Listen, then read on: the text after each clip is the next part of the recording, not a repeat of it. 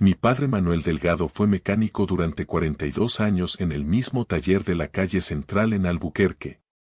El mismo taller donde empezó de ayudante a los 18 años y del que se jubiló a los 60 con las manos tan marcadas por el trabajo que las líneas de la palma parecían grabadas con herramienta en lugar de haber llegado solas con el tiempo.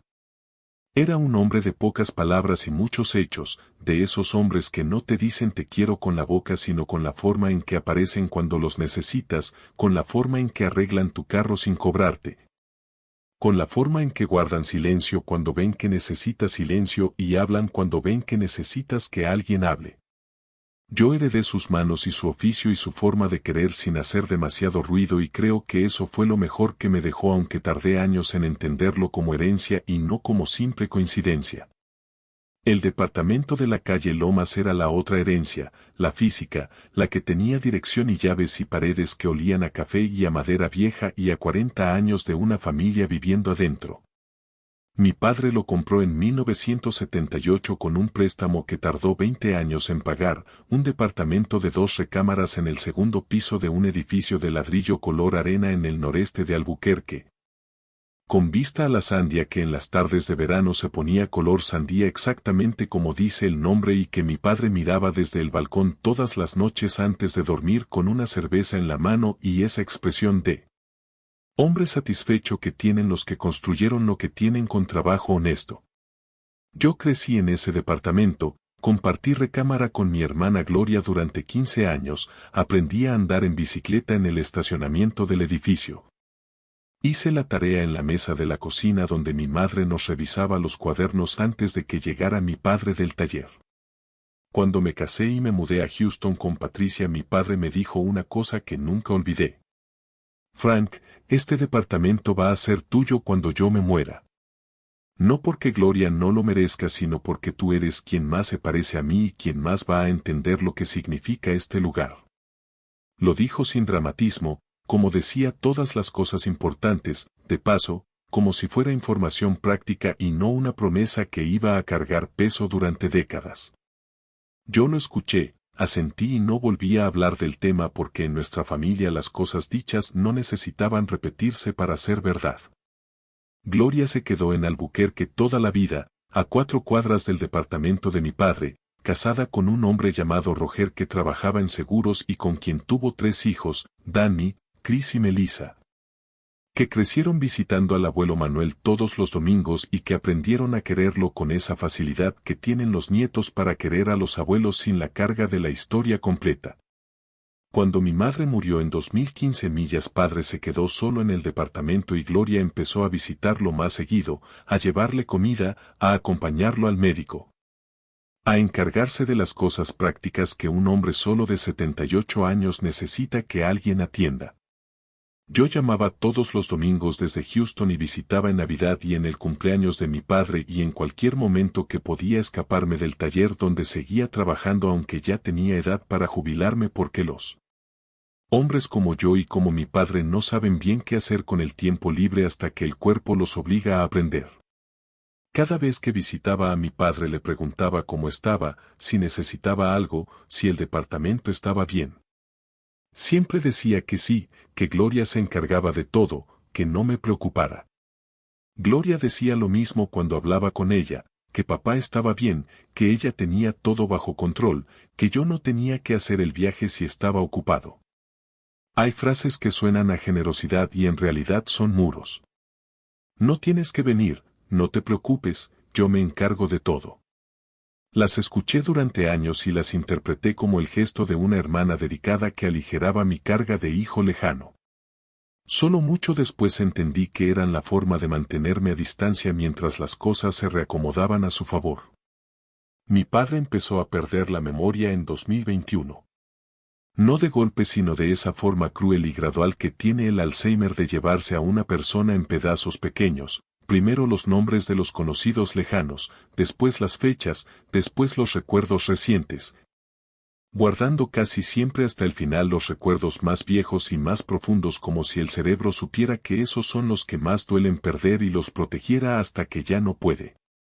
Gloria me llamaba con actualizaciones regulares, que el médico dijo esto, que esta semana estuvo más confundido, que ya no reconoce a los vecinos pero que todavía me reconoce a mí y a ti cuando vienes.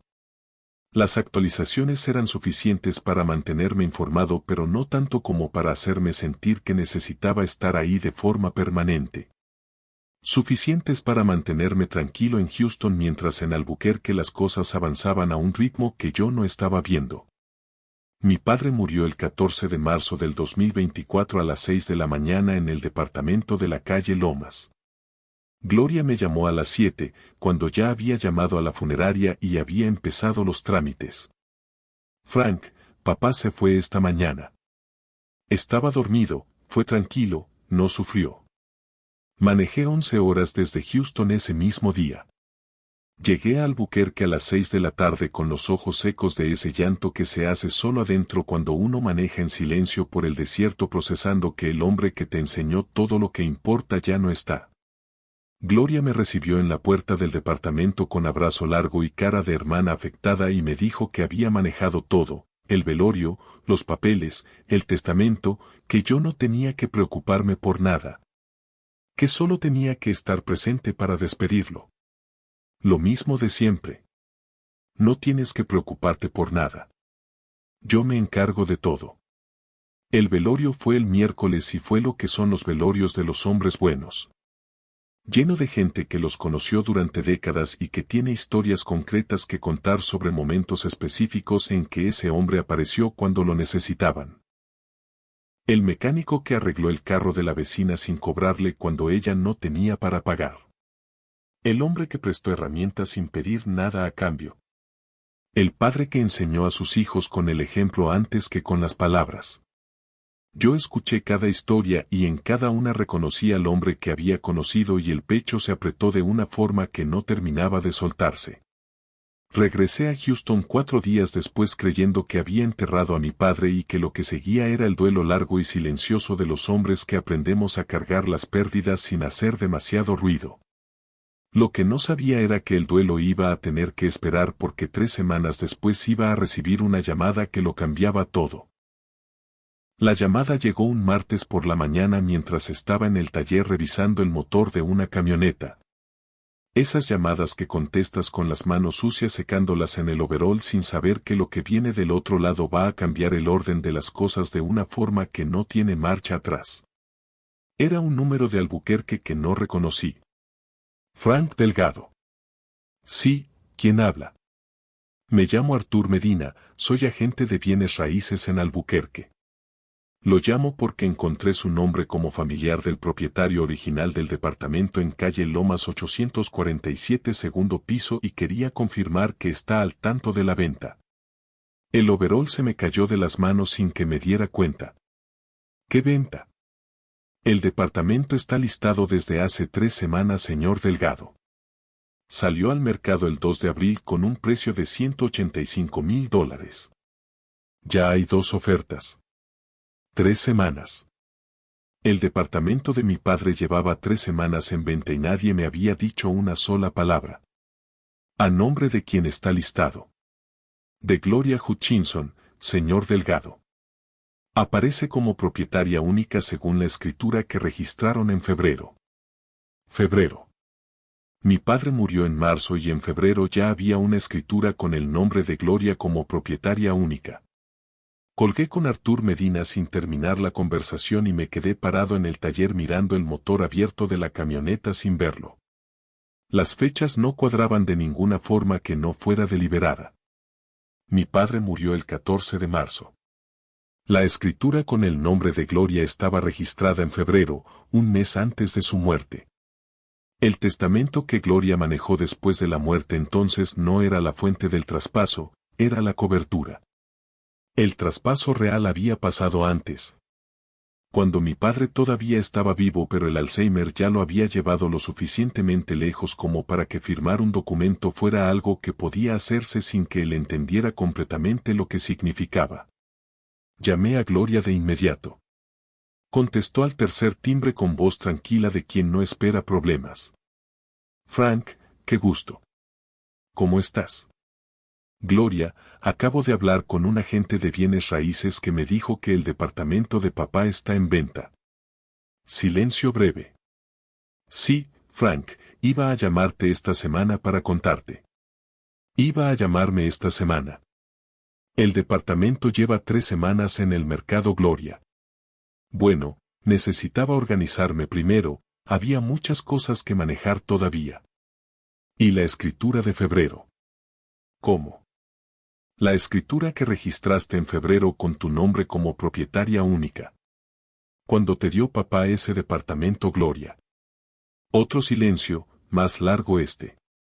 Frank, papá decidió hacerlo así. Fue su decisión. Fue su decisión en febrero cuando el médico llevaba 6 meses documentando deterioro cognitivo severo. Eso no es una decisión, Gloria, eso es una firma obtenida de un hombre que ya no entendía bien lo que firmaba. No digas eso, papá tenía sus momentos lúcidos todavía. Colgué. No grité, no insulté, colgué porque necesitaba pensar con claridad y la claridad no llega cuando la sangre está caliente. Me senté en el banco del taller y estuve ahí sentado 10 minutos mirando el suelo de cemento manchado de aceite que conocía desde los 20 años. Mi padre me había prometido ese departamento. Me lo había dicho directamente sin rodeos en la única forma en que decía las cosas importantes, de paso, como información práctica. Ese departamento va a ser tuyo cuando yo me muera. No porque Gloria no lo merezca, sino porque tú eres quien más se parece a mí. 44 años después de esa promesa, mi hermana había convencido a un hombre con Alzheimer de firmar una escritura un mes antes de su muerte usando probablemente los momentos de menor resistencia que el deterioro cognitivo deja libres como ventanas pequeñas por donde la manipulación entra con más facilidad que en cualquier otro momento de la vida. Llamé a mi hijo Marco, que tenía 38 años y era abogado en Houston especializado en derecho civil. Marco, necesito que me ayudes con algo urgente. ¿Qué pasó, papá? Y le conté todo, la llamada de la gente, la escritura de febrero, el Alzheimer documentado, la promesa de mi padre. Marco escuchó sin interrumpir con esa concentración que tenía cuando procesaba información legal, separando automáticamente lo emocional de lo procesable. Papá, si el deterioro cognitivo estaba documentado médicamente en el periodo en que firmó la escritura, hay base para impugnar la transferencia. ¿Tienes acceso a los registros médicos del abuelo? No todavía. Consíguelos. Y necesito saber quiénes fueron los testigos de esa escritura.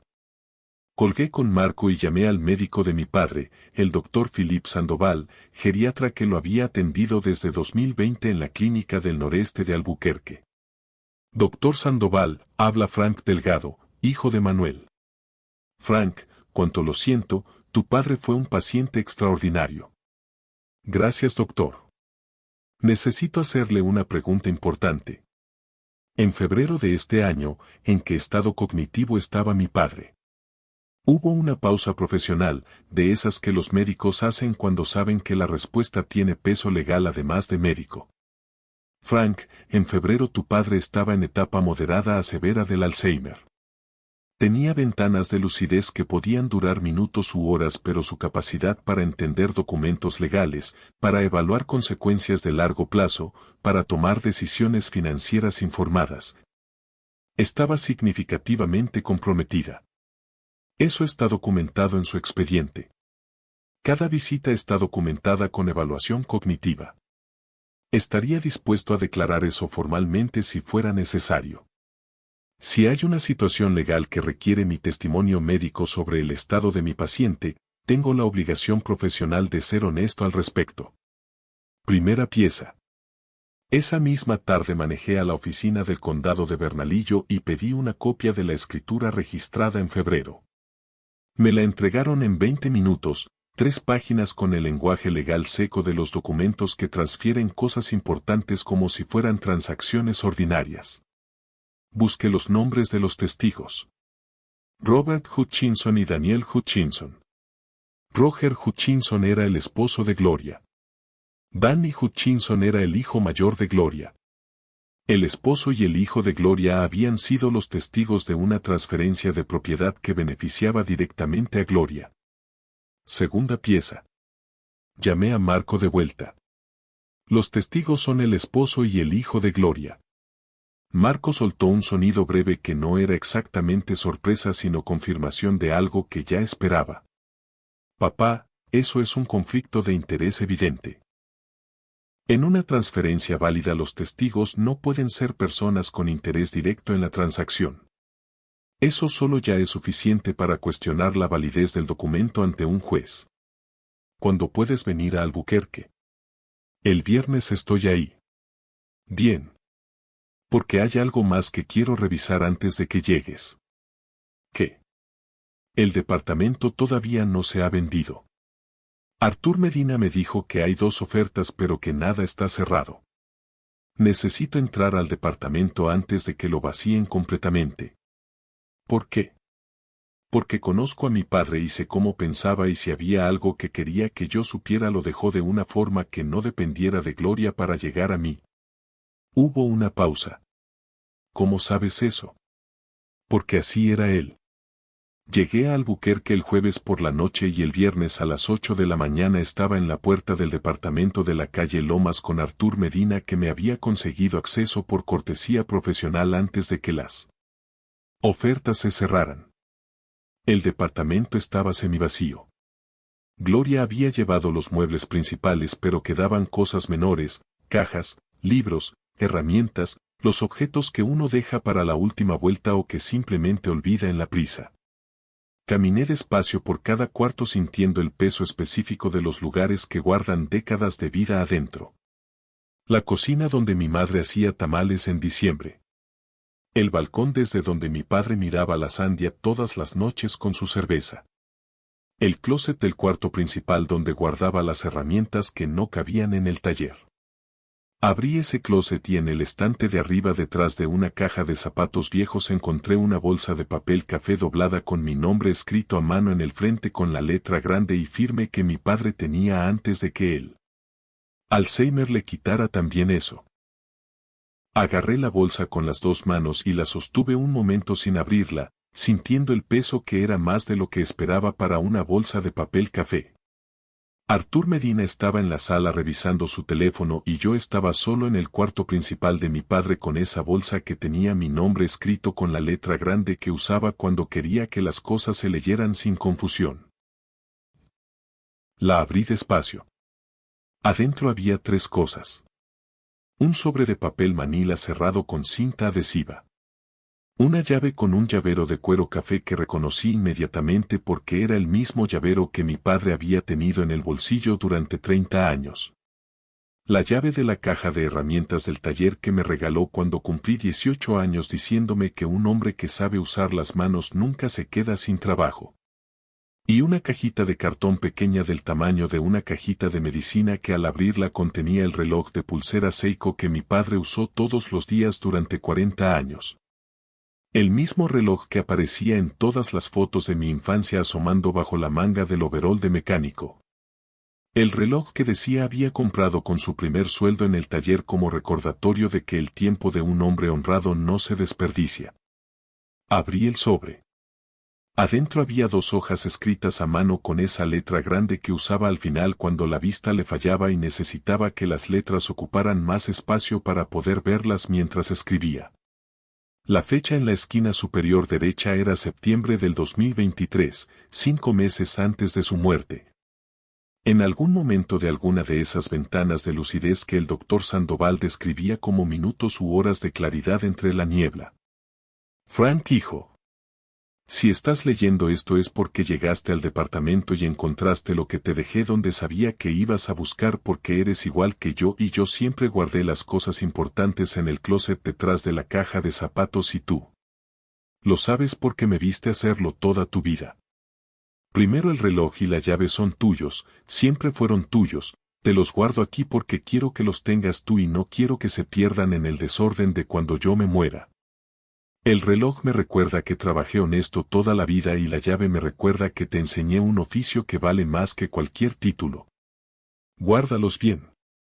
Tuve que detenerme un momento antes de seguir leyendo.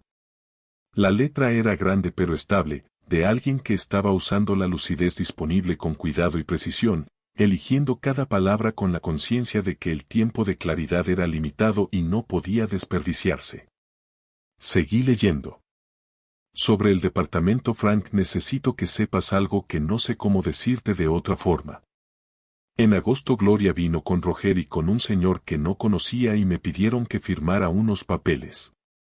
Me dijeron que eran para organizar mis cosas, para proteger el departamento en caso de que yo no pudiera tomar decisiones. Yo estaba confundido ese día, no estaba bien, hay días que no estoy bien y ese era uno de esos días. Firmé porque Gloria es mi hija y porque pensé que si ella decía que era para proteger el departamento entonces era para proteger el departamento. Pero después, en un día que estaba más claro, le pregunté a la enfermera de la clínica que me ayuda a veces con las cosas que no entiendo y ella me dijo que lo que yo había firmado era una transferencia de propiedad. Que el departamento ya no estaba a mi nombre sino al de Gloria. Frank hijo, yo no quise hacer eso. Yo siempre quise que ese departamento fuera tuyo. Tú sabes eso porque te lo dije hace muchos años y los dos sabemos que cuando yo digo algo lo digo en serio. No sé si puedo deshacer lo que firmé porque no entiendo bien estas cosas de papeles y leyes, pero quiero que sepas que no fue mi decisión verdadera, fue una firma de un día malo que no representa lo que yo quería. Haz lo que puedas con esto. Tu papá que siempre te quiso, Manuel. Doblé la carta con cuidado, la guardé en el sobre. Metí el sobre en la bolsa junto con el reloj y la llave y me senté en el suelo del cuarto principal de mi padre con la espalda contra la pared debajo del closet abierto y me quedé ahí un tiempo que no supe calcular. Mi padre sabía. En un día claro de septiembre había entendido lo que había pasado en un día confuso de agosto y había tomado el único camino disponible para un hombre que no entendía de papeles y leyes pero sí entendía de dejar evidencia donde el hijo correcto pudiera encontrarla. Había escrito la carta, había guardado la carta con el reloj y la llave en el lugar donde sabía que yo iba a buscar porque me conocía como se conocen los hombres que se parecen, desde adentro hacia afuera. Salí del cuarto, le dije a Artur Medina que necesitaba otros 15 minutos y lo mandé a esperar abajo. Caminé al balcón, me apoyé en el barandal y miré la Sandia que a esa hora de la mañana todavía tenía la luz fría del amanecer, gris azulada antes de que el sol la calentara. Esta fue la última vista que mi padre tuvo todos los días de su vida y fue la primera vez que yo la veía con sus ojos. Entendiendo lo que significaba pararse ahí después de 40 años de trabajo honesto y mirar esa montaña que no cambiaba aunque todo lo demás cambiara. Marco llegó en la tarde con su maletín y su cara de abogado que viene a trabajar. Le entregué la bolsa de papel café y lo dejé leer la carta en silencio. Cuando terminó dobló las hojas con el mismo cuidado que yo y las guardó en el sobre. Papá, esto cambia todo. ¿Por qué? Porque es una declaración escrita de puño y letra del propietario original estableciendo que la firma fue obtenida en un estado de confusión sin representar su voluntad real. Combinada con el expediente médico del Dr. Sandoval y el conflicto de interés de los testigos tenemos 3 argumentos independientes para impugnar la transferencia. ¿Qué tan fuerte es el caso? Fuerte. No garantizado, ningún caso lo es, pero fuerte. El único riesgo es que Gloria argumente que la carta fue escrita en un momento de confusión igual que la firma, que el Alzheimer afectó ambas cosas por igual. ¿Y cómo se refuta eso? Con la consistencia. La carta tiene fecha, tiene contexto, tiene detalles específicos que demuestran que quien la escribió entendía lo que había pasado y por qué era un problema.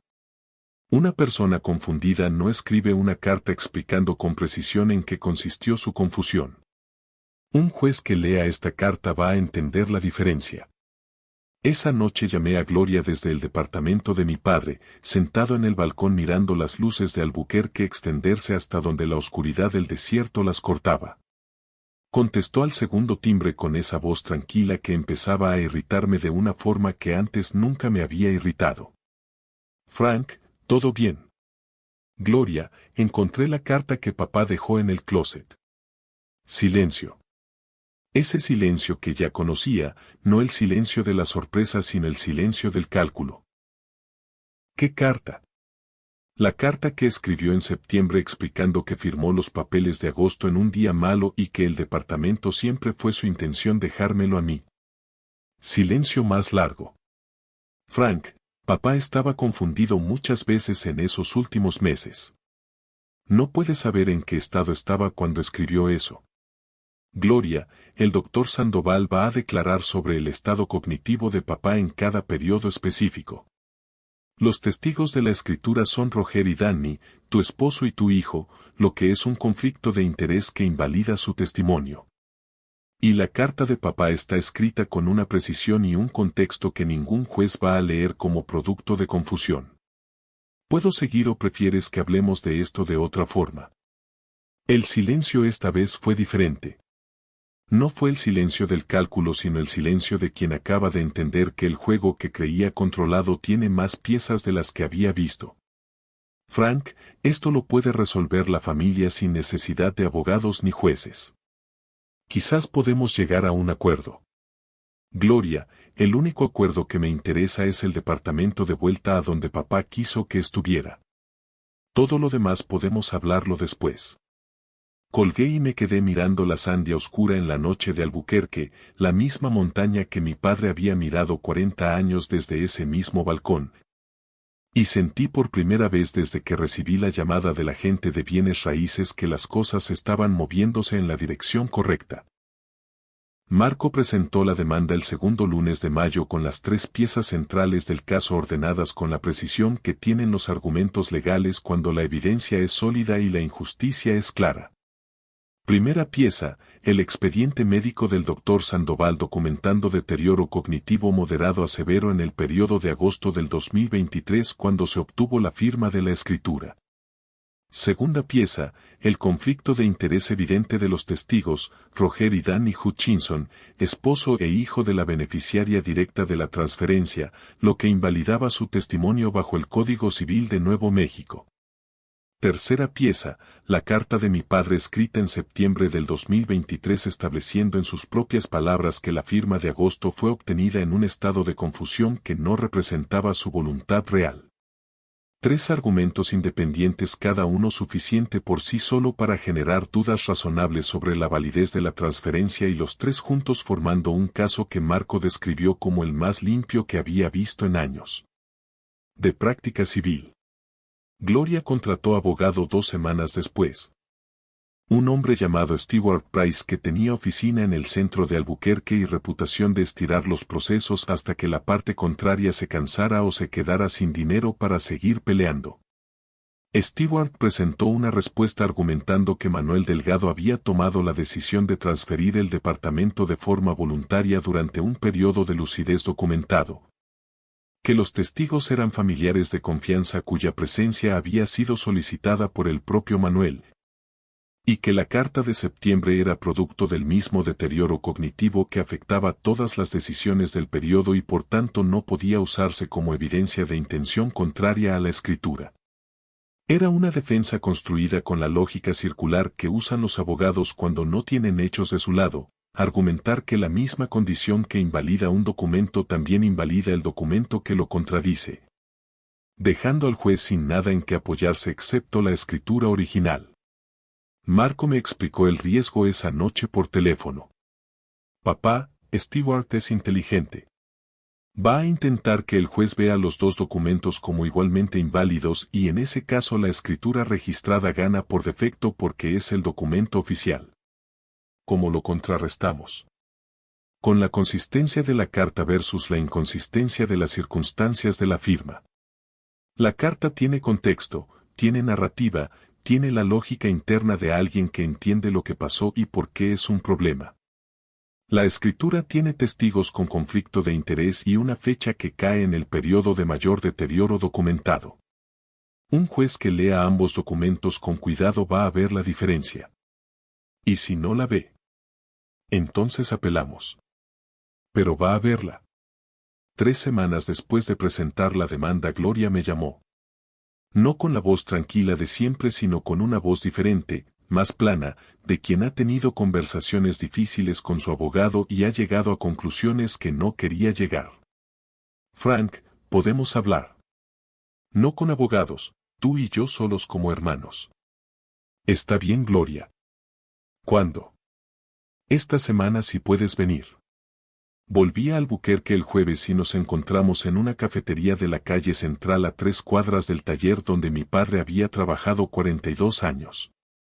Gloria llegó puntual, cosa que siempre había hecho, y se veía diferente de la última vez que la había visto en el funeral de mi padre, más delgada, con ojeras que no recordaba haberle visto antes, con esa cara específica de quien no ha dormido bien en semanas. Nos sentamos con café frente a frente y hubo un silencio largo antes de que cualquiera de los dos hablara. Frank, sé que lo que hice estuvo mal.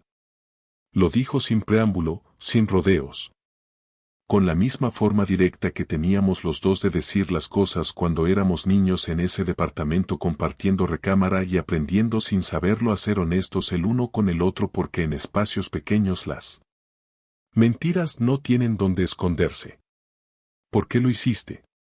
Hubo una pausa larga. Roger lleva 2 años sin trabajo estable. Las deudas se acumularon. El departamento valía suficiente para resolver todo y empezar de nuevo. ¿Y papá? Gloria bajó los ojos. Papá en sus días buenos todavía entendía las cosas, pero en sus días malos firmaba lo que le ponías enfrente. Yo aproveché un día malo. Lo sé. Lo dijo con la voz plana de quien ha dejado de buscar justificaciones porque ya no le quedan. No era la hermana manipuladora construyendo argumentos. Era una mujer de 65 años que había tomado una decisión desesperada y cargaba el peso de esa decisión en la cara. Gloria, papá me dejó una carta. Lo sé. ¿Sabías que existía? Supe que había escrito algo en septiembre porque la enfermera de la clínica me llamó preocupada después de que papá le pidió ayuda para entender lo que había firmado. Intenté encontrar la carta pero no supe dónde la guardó. Tenía miedo de lo que decía. Guardó donde sabía que yo iba a buscar porque me conocía. Se le llenaron los ojos de agua. Era igual que tú, Frank. Siempre lo fuiste más que yo. Me quedé en silencio un momento mirando el café. Había una tristeza específica en esa conversación que no era solo por el departamento sino por todo lo que representaba. 2 hermanos criados en el mismo lugar por el mismo hombre y convertidos en extraños por una decisión desesperada tomada en el peor momento. Gloria, no quiero destruirte con esto. Pero tampoco voy a renunciar a lo que papá quiso que fuera mío. ¿Qué necesitas? El departamento de vuelta. Sin condiciones. Sus ojos se llenaron de algo que no era solo tristeza sino alivio mezclado con vergüenza, esa mezcla específica de quien finalmente suelta algo que cargó demasiado tiempo sabiendo que no le pertenecía.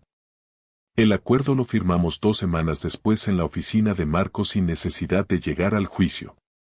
Gloria retiró la demanda, aceptó revertir la transferencia y el departamento volvió a quedar registrado a nombre del patrimonio de Manuel Delgado con Frank Delgado como heredero único tal como el testamento original. El que existía antes de que Gloria convenciera a un notario de registrar uno nuevo en enero, había establecido. Stewart Price presentó los documentos de retiro sin comentarios adicionales porque los abogados buenos saben cuando un caso no tiene futuro y no desperdician palabras en lo que ya está decidido. El día que firmamos el acuerdo final manejé solo al departamento de la calle Lomas, subí las escaleras. Abrí la puerta con la llave que Artur Medina me había devuelto y entré al espacio vacío que olía todavía a café viejo y a madera y a 40 años de una familia viviendo adentro. Caminé al balcón, abrí la puerta y me paré en el mismo lugar donde mi padre se paraba todas las noches con su cerveza mirando la Sandia. Era tarde y la montaña estaba color sandía exactamente como decía el nombre y exactamente como mi padre me había descrito tantas veces que cuando la veía sentía que la estaba viendo con sus ojos además de los míos. Saqué el reloj Seiko del bolsillo, lo sostuve en la palma de la mano y lo miré brillar con la luz del atardecer. 40 años en la muñeca de un mecánico honrado. 40 años midiendo el tiempo de un hombre que nunca desperdició un minuto en cosas que no valían su tiempo. Lo puse en mi muñeca por primera vez y ajusté la correa al mismo agujero que tenía marcado de los años de uso, el tercer agujero desde la hebilla. El agujero de la muñeca de mi padre, que era exactamente del mismo tamaño que la mía porque éramos iguales desde adentro hacia afuera, como Gloria había dicho sin querer en la cafetería. Escuché el tic-tac suave contra mi pulso y pensé en mi padre de 18 años comprando ese reloj con su primer sueldo en el taller como recordatorio de que el tiempo de un hombre honrado no se desperdicia. Pensé en él mirando esta misma montaña durante 40 años desde este mismo balcón con ese reloj en la muñeca y una cerveza en la mano y la satisfacción tranquila de quien construyó lo que tiene con trabajo honesto. Pensé en él en septiembre con la lucidez prestada de un día claro escribiendo una carta con letra grande para que yo pudiera leerla, guardándola donde sabía que yo iba a buscar. Confiando en que el hijo que se parecía a él iba a llegar aunque llegara tarde. Llegué, papá, le dije a la Sandia que se ponía más roja con cada minuto que pasaba. Llegué y el departamento está de vuelta donde siempre quisiste que estuviera. Me quedé en el balcón hasta que el sol terminó de caer y la Sandia pasó del rojo al gris oscuro del anochecer del desierto. Después cerré la puerta del balcón. Caminé por el departamento vacío apagando las luces una por una y salí cerrando con llave con la misma llave de cuero café que había estado en el bolsillo de mi padre durante 30 años y que ahora estaba en el mío porque algunas herencias no necesitan testamento para ser reales, solo necesitan que el hijo correcto llegue al lugar correcto en el momento correcto y encuentre lo que el padre dejó sabiendo que iba a saber buscarlo.